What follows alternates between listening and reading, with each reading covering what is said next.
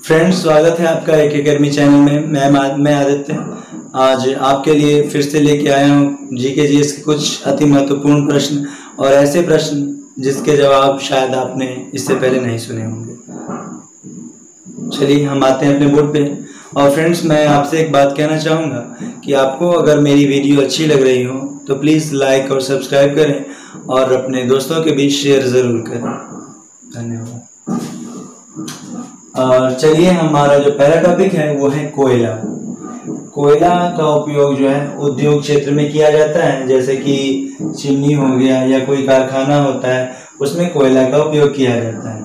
तो देखिए कि कोयला का जो है, पहले हम समझेंगे कि कोयला कितने प्रकार का होता है। तो कोयला 4 प्रकार का होता है। कोयला हमारा 4 प्रकार का होता है, जिसमें कि पहला कोयला की बात करें तो चलिए हम लेते हैं एंथ्रासाइट को। एंथ्रासाइट कोयला जो है, एंथ्रासाइट कोयला, ये जो एंथ्रासाइट कोयला है इसमें कार्बन की प्रतिशत मात्रा जो होती है 80 से 95% लगभग होती है। ये एंथ्रासाइट कोयले में कार्बन की प्रतिशत मात्रा होती है। उसके बाद आता है बिटुमिनस कोयला की बात। बिटुमिनस कोयला, ये जो बिटुमिनस कोयला है इसमें कार्बन की प्रतिशत मात्रा जो होती है 55 से 65% होती है। 55 से 65%। और उसके बाद हम पढ़ते हैं लिग्नाइट कोयला के बारे में। लिग्नाइट कोयला, इस लिग्नाइट कोयले में जो है कार्बन की प्रतिशत मात्रा लगभग होती है 45 से 55% होती है। और अंत में हम देखते हैं ये पीट कोयला, और इसमें 30% लगभग जो है कार्बन की प्रतिशत मात्रा होती है। इस प्रकार आपने देखा कि हमारे कोयला का कितना प्रकार है, एंथ्रासाइट, बिटुमिनस, लिग्नाइट और पीट। ये जो कोयला की ये प्रकार है, ये जो कोयले के प्रकार हैं, इन कोयला में मैंने आपको जो कार्बन की प्रतिशत मात्रा यहाँ पे बतलाया है, वो क्यों बतलाया है, शायद आप लोगों में से किसी के मन में ये बात आ रही होगी।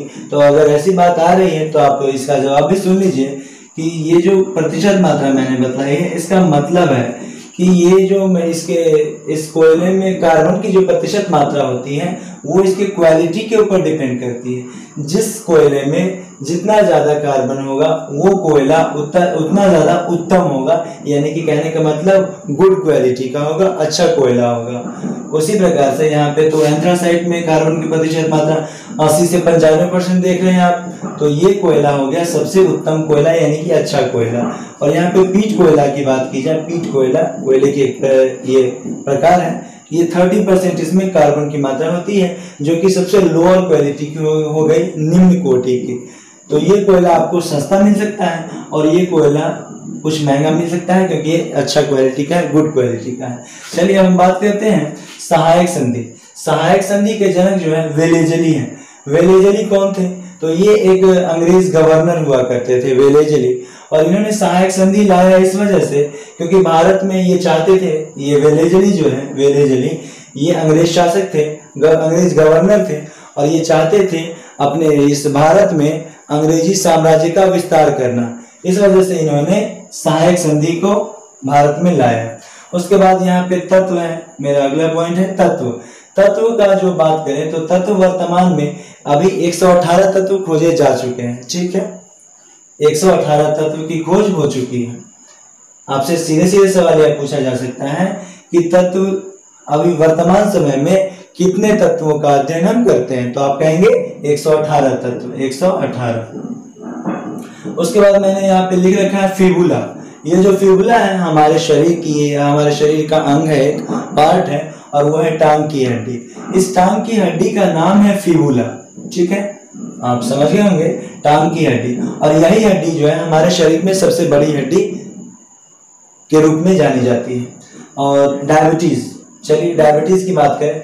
डायबिटीज जो है, ये डायबिटीज शुगर पेशेंट, जैसे कि आप सुने होंगे कि वो व्यक्ति शुगर पेशेंट है। शुगर पेशेंट कहने का मतलब डायबिटीज रोगी। डायबिटीज किसे होता है? तो वैसे व्यक्ति जिनके शरीर में शुगर की मात्रा अधिक हो जाते हैं, यानी कि चीनी उनके शरीर में अधिक ले लिया जाता है खा करके या फिर किसी चीज के द्वारा ग्लूकोज की अधिक मात्रा के कारण, तो इस वजह से जो है ये डायबिटीज रोग हो जाता है। आप अगर चाहते हैं कि डायबिटीज आपका ठीक हो जाए तो आपको, और हमारे ये जो डायबिटीज हो जाता है, इंसुलिन का श्रवण यानी कि इंसुलिन हमारे शरीर में इंसुलिन का निर्माण होना अवरुद्ध हो जाता है। तो हम क्या करेंगे, इस डायबिटीज रोग से छुटकारा पाने के लिए इंसुलिन की सुई लेते हैं डायरेक्ट, अपने खुद भी ले सकते हैं या फिर आप डॉक्टर से भी। ये एक लिक्विड होता है, ये जो इंसुलिन होता है एक लिक्विड होता है और वो हमें लेना पड़ता है, तभी हमारा डायबिटीज ठीक हो सकता है, और वो उसमें कुछ वक्त लगता है। अब चलिए हम आते हैं नाक पे। नाक पे ने क्या लिखा है, आप या हम लोग के पास जो नाक है, ये जो नाक है हमारे पास, या फिर ये जो कान है, कान भी मैंने लिख रखा है, अगला पॉइंट हमारा कान ही है। तो नाक और कान जो होता है, आप देख रहे होंगे कि ये लचीला पार्ट है हमारा, ये हमारा कान है या फिर ये नाक है, ये लचीला क्यों है, जबकि हमारे शरीर का अन्य अंग है वो लचीला नहीं है। तो आप समझेंगे कि ये नाक और कान है ना, एक ही हड्डी का बना है और उसे कहते हैं उपास्थि। हड्डी है ही नहीं, ये अस्थि नहीं है, उपास्थि है, यानी कि इंग्लिश में कहें तो कार्टिलेज होता है, और इसी वजह से जो है ये लचीला होता है, इसमें लचीलापन होता है। जिस प्रकार से पेड़ पौधे में टेंडाइन होता है, उस टहनी में लचीलापन के लिए, उसी प्रकार से यहाँ पे हमारा कान है और नाक है। कहने का मतलब ये कि पेड़ पौधों में लचीलापन के लिए जो डाल होती है वो टेंडाइन का काम टेंडाइन लचीलेपन का काम करती है। ठीक उसी प्रकार से हमारे शरीर में जो ये कान और ये नाक है हमारा, इसमें जो लचीलापन है वो है उपास्थि के कारण, यानी कि अस्थि नहीं, उपास्थि। ठीक है, यानी कार्टिलेज इंग्लिश में बोले तो।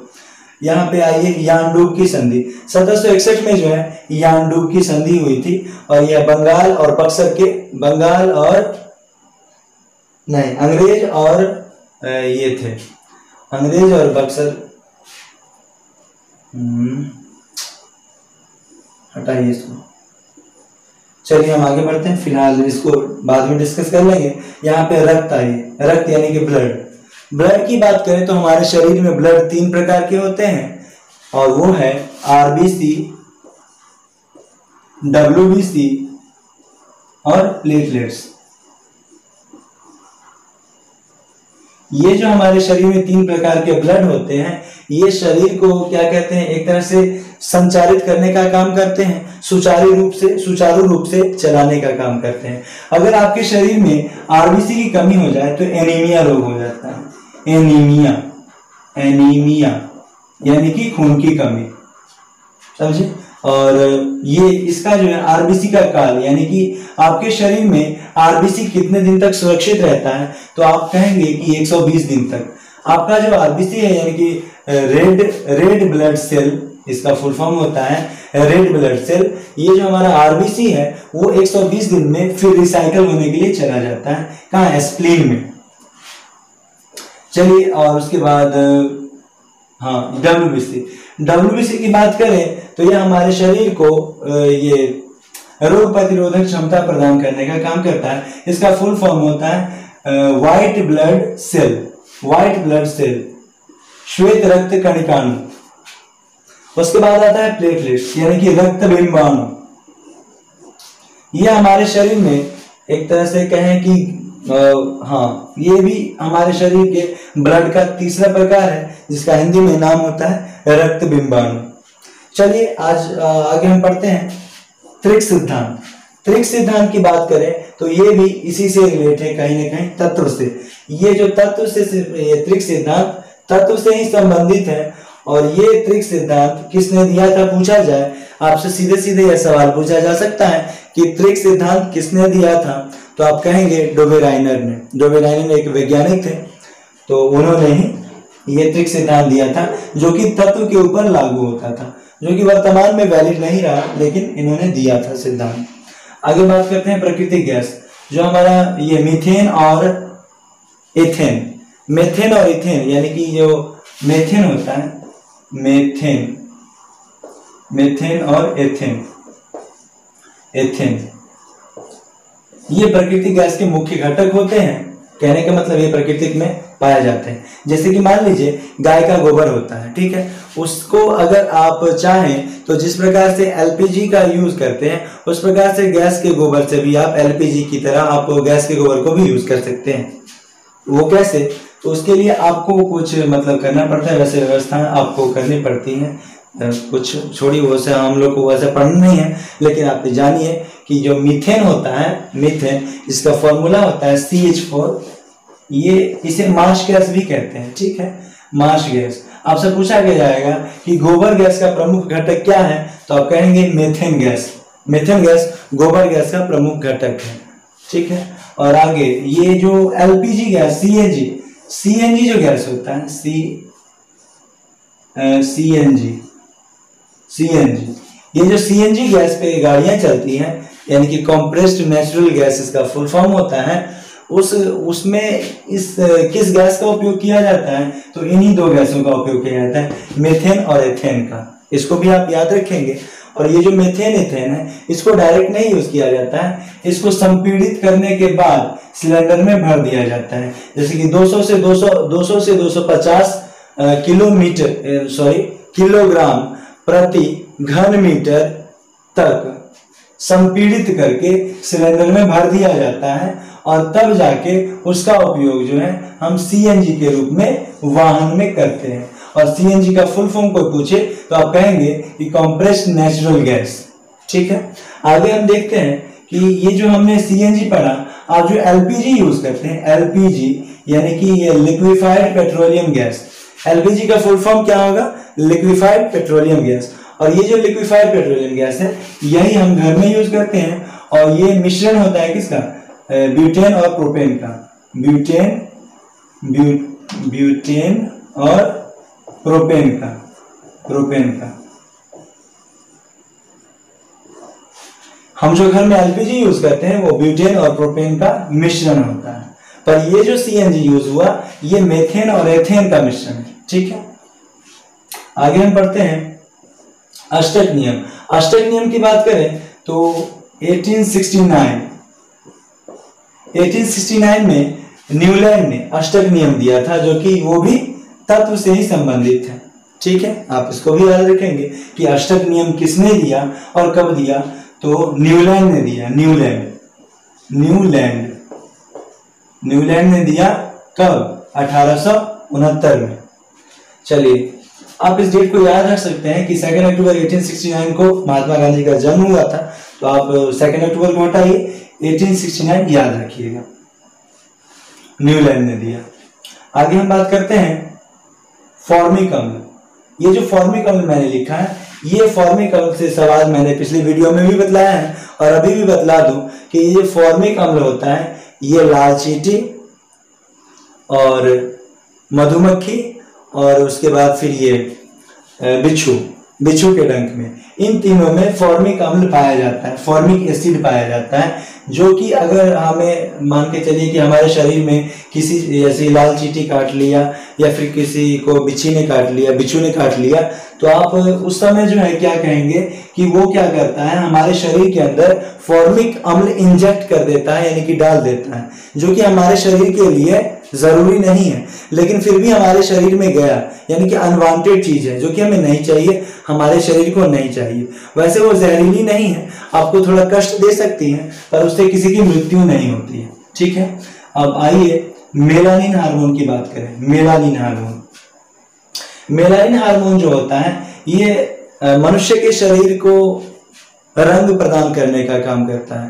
कहें मान के चले ये जो मेलानिन हार्मोन है, अगर किसी व्यक्ति के शरीर, अगर कोई व्यक्ति ज्यादा गोरा है तो कहने का मतलब ये कि उसके शरीर में मेलानिन हार्मोन की कमी है, यानी कि उसके शरीर में मेलानिन हार्मोन कम है। और कोई व्यक्ति ज्यादा काला है तो उसमें कहेंगे कि मेलानिन हार्मोन अधिक है। अब आइए बात करते हैं टायलिन एंजाइम। टायलिन एंजाइम जो है ये हमारे मुख में पाया जाता है, माउथ में पाया जाता है, जो भोजन के पाचन में आवश्यक होता है। आइए टर्टरिक अम्ल, आगे हमारा पॉइंट है टर्टरिक अम्ल। ये जो टर्टरिक अम्ल है वो ये इसमें नींबू में इमली में पाया जाता है। इमली हो गया, उसके बाद फिर ये अंगूर यानी कि ग्रेप्स हो गया, ये सब में हमारा टर्टरिक अम्ल पाया जाता है। और मैंने यहाँ पे लिख रखा है www, इसका फुल फॉर्म आपको बतलाना है। चलिए हम लिख देते हैं world wide web, world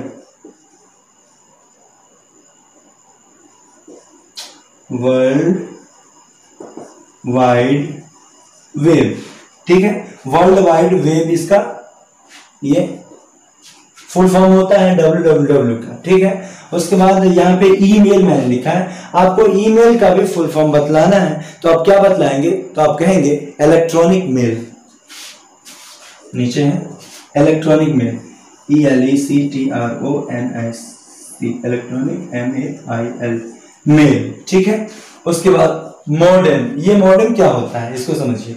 mail और ये www तो आप जाने गए होंगे। ये www होता है, ये होता है कि हम अगर कुछ सर्च करते हैं तो उसके पहले अगर कोई बड़ा इंजन जैसे कि गूगल आप सर्च करते हो, तो आप अगर गूगल लिखोगे तो आप भले ही केवल गूगल लिखो, लेकिन उसके सामने आप गूगल नहीं, उससे पहले गूगल लिखने से पहले कुछ नहीं भी लिखते हो, तो ये www.http तब गूगल आता है आपके ब्राउजर में जब आप गूगल ओपन करते हो, तो ये वो हो गया। और ये जो ईमेल होता है, ये इलेक्ट्रॉनिक मेल, मैंने इसका फुल फॉर्म बतलाया।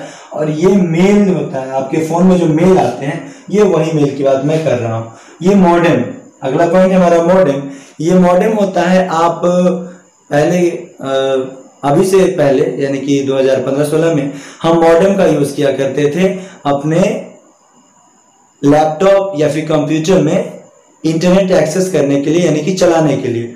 तो इसमें क्या करते थे, मॉडेम में एक छोटी सी डिवाइस होती थी, उसमें अपना सिम कार्ड इंजेक्ट करके यानी कि लगा करके, और तब क्या करते थे, जैसे कि आप सिम कार्ड अपने फोन में लगाते हो, उसी प्रकार से इस मॉडेम में अपना सिम कार्ड लगा करके, सिम ट्रे होता था इसमें लगा करके, इसको आप अपने सीपीयू में, कंप्यूटर का जो सीपीयू होता है या फिर आपका लैपटॉप है, तो लैपटॉप में जो वो यूएसबी जो पोर्ट होता है, यानी जहाँ पे अपना यूएसबी आप लगाते हो, वहां पे आप इस मॉडेम को लगा करके आप इंटरनेट एक्सेस करते थे यानी चलाते थे।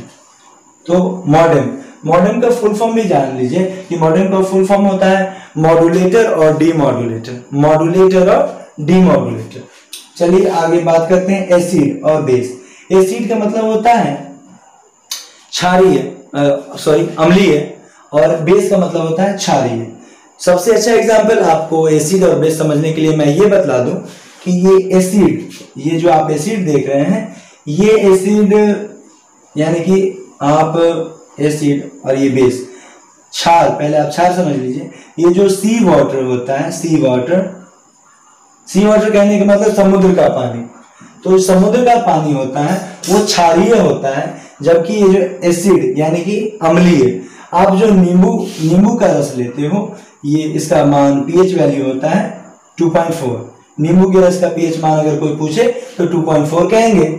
और उसके बाद, और जब भी ये एसिड होगा उसका पीएच वैल्यू क्या होगा, 7 से नीचे ही होगा, ठीक है। और ये बेस यानी कि बेस का पीएच वैल्यू जब भी होगा 7 से अधिक होगा, यानी कि पीएच मतलब पावर ऑफ हाइड्रोजन। मैंने इससे पहले वाली वीडियो में बतला रखा है कि पीएच स्केल क्या है, और पीएच स्केल में सभी पदार्थों को जो भी आते हैं, जो भी पूछे जाते हैं सवाल, वो सब मैंने बतला रखा है पिछली वीडियो में। तो आपने अगर नहीं देखा है तो प्लीज उस वीडियो को देखें, तो आप अच्छी तरह से समझ जाएंगे। यहाँ पे मैं बतला रहा हूँ कि एसिड, ये जो एसिड होता है इसका वैल्यू जो है हर समय 7 से कम होता है। पीएच स्केल मैंने पिछली वीडियो में बतला रखा है, आप उसमें देखोगे तो और अच्छी तरह से आप समझ पाओगे। और उसके बाद बेस की बात करें तो इसका बेस यानी कि क्षार जो होता है वो नमकीन होता है, और ये क्या होता है, खट्टापन होता है। एसिड में खट्टेपन का स्वाद होता है और क्षार नमकीन होता है। इसको भी आप याद रखेंगे, तभी आपको एसिड और बेस में कोई फर्क यानी कि डिफाइन कर सकते हैं, समझ सकते हैं। तो आशा करते हैं कि मैंने जो बतलाया है आपको ये सारे टॉपिक आप समझ गए होंगे। तो चलिए हम मिलते हैं नेक्स्ट वीडियो में, तब तक के लिए धन्यवाद।